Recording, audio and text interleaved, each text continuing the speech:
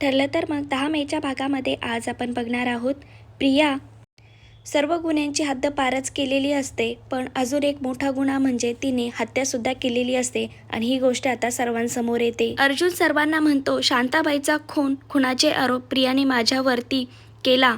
खरं तर तिला मला जेलमध्ये घालायचे होते, त्यामुळेच तिने डेड बॉडी माझ्या गाडीमध्ये टाकली, पण तिचे सर्व प्लॅन फसले आणि तिने तो आरोप स्वतः अडकू नये म्हणून तिने संतोष लांडगेला परत एकदा सुपारी दिली। त्याच्या बायकोचं ऑपरेशन करायचं आहे अशी आमिष दाखवली। पैशाच्या आमिषमुळे तो सुद्धा तयार झाला, पण खरं तर तो खून प्रियानेच केला आहे आणि हे ऐकताच खरंच घरच्यांना खूप मोठा धक्का बसतो। म्हणजे आतापर्यंत प्रिया फक्त कारस्थान करत होती, नीच पातळीला जात होती, ह्या सर्व गोष्टी माहीत होत्या। तिने दुसऱ्यांना त्रास देण्यासाठी खूप काही पातळी गाठली होती, पण एवढ्या आतल्या पातळीला जाऊन ती असे कारस्थान करेल हे ऐकून सर्व घरच्यांनाच खूप मोठा धक्का बसलेला असतो।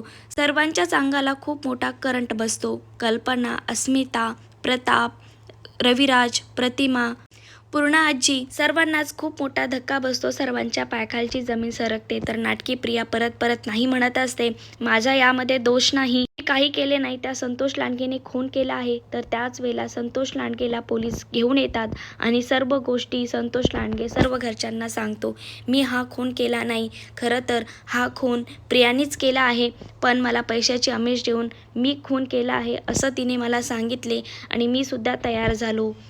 तर नागराज महिपतसुद्धा प्रियाला म्हणतात, हो हिनेच केला असेल, आम्हाला माहीत आहे, ही एवढ्या खालच्या पातळीला जाऊ शकते, ही स्वतःला वाचवण्यासाठी कोणत्याही लेवलला जाऊ शकते, मी 100% सांगतो यांनीच खून केला असेल।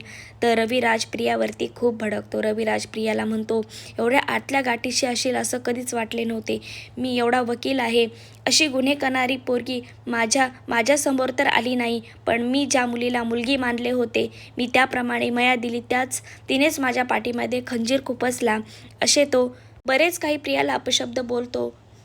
इकडे मात्र कल्पना आणि अस्मिताला खूप मोठा धक्का बसलेला असतो। तर कल्पना जमिनीवर कोसळते प्रियाचा हा गुन्हा ऐकून। आता प्रियाला कशा प्रकारे पोलीस कोठडीमध्ये ओढत घेऊन जाणार, तिला कशा प्रकारे शिक्षा देणार, हे पाहण्यास खरंच खूपच रंजक ठरणार आहे। असंच सिरियलचे सर्वात आधी अपडेट पाहण्यासाठी माझ्या चॅनलला सबस्क्राईब करा, त्याचबरोबर बेल आयकॉनवरती क्लिक करा, म्हणजेच तुम्हाला येणाऱ्या व्हिडिओचे नोटिफिकेशन मिळतील। व्हिडिओ पाहिल्याबद्दल धन्यवाद।